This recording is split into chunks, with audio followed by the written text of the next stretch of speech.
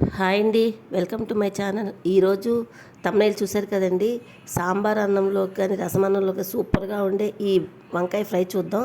దీనికోసం ప్యాన్లోని ముందుగా 2 స్పూన్లు పచ్చిశనగపప్పు, 1 స్పూను మినపప్పు, 1 స్పూన్ ధనియాలు, అర స్పూన్ జీలకర్ర, ఒక 10-15 మెంతులు, 5-6 మిరియాలు, 4 ఎండుమిర్చి వేసుకొని ఇవన్నీ చక్కగా వేయించుకోవాలండి. మంటను తక్కువలో పెట్టుకొని దోరగా వేయించుకోవాలండి. ఇది వేగేటప్పుడే మంచి స్మెల్ వస్తుంది. ఇంకా స్టవ్ ఆఫ్ చేసేసుకొని దాంట్లో 4 వెల్లుల్లి రెబ్బలు, కొంచెం కరివేపాకు వేస్తే ఆ వేడికి అవి కూడా వేగిపోతాయండి. దాన్ని తీసి పక్కన ప్లేట్లో వేసుకుందాం. వేసుకొని ఇప్పుడు అదే ప్యాన్లోని ఒక 2 స్పూన్లు ఆయిల్ వేసి, ఒక 2 ఎండుమిర్చి, కొంచెం కరివేపాకు, 4-5 వెల్లుల్లి రెబ్బలు చితగొట్టి తాలింపు వేసుకుందామండి.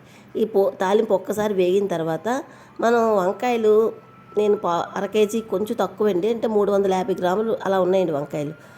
ఆ వంకాయలు చిన్నగా నిలువుగా చీలికలు చేసుకోవాలండి.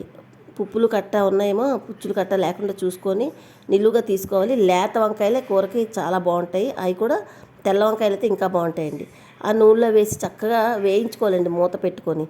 వేయించుకుంటే మనకి చాలా క్రిస్పీ, ఈ ఫ్రై చాలా బాగుంటుందండి. సాంబారు, రసం, అన్నంలోకి సైడ్ డిష్గా చాలా బాగుంటుంది. అసలు ప్లేట్లో పెట్టుకొని ఉత్తిన వాటినే మనం స్నాక్స్గా కూడా తినడానికి బాగుంటుందండి. చాలా కంఫర్ట్గా ఉంటుంది. అయితే ఇప్పుడు వంకాయ ముక్కలన్నీ బాగా వేగిపోవాలండి. ఆ ఫ్రై చేసాం కదా, షాలో ఫ్రై అయ్యారండి. దీనికి ఎక్కువ నూనె పట్టదు, తక్కువ నూనె వేసుకొని ఆ ముక్కలన్నిటిని బాగా వేయించుకోవాలి. ఇలా 2 పక్కల వేగిన తర్వాత మన రుచికి సరిపడగా సాల్టు, కొంచెం పసుపు వేసి ముక్కలన్నిటికీ బాగా పట్టించి మళ్ళీ మూత పెట్టుకొని చక్కగా మగ్గించుకోవాలండి. ఆవిరికే ఒకే ముక్కలన్నీ ఉడికిపోతాయి, చక్కగా ఉడికిపోతాయండి. అటు ఇటు కలుపుకుంటూ తిప్పుకుంటూ వేయించుకుంటే ముక్కలు తొందరగానే సాఫ్ట్ అయిపోతాయండి, కుక్ అయిపోతాయి.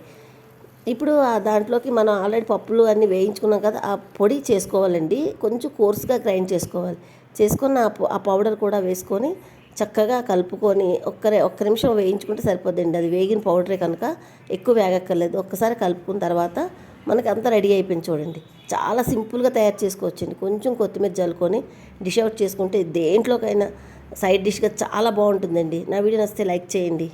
మరిన్ని మంచి వీడియో కోసం సబ్స్క్రైబ్ చేసుకోండి. Thank you for watching. Bye అండి.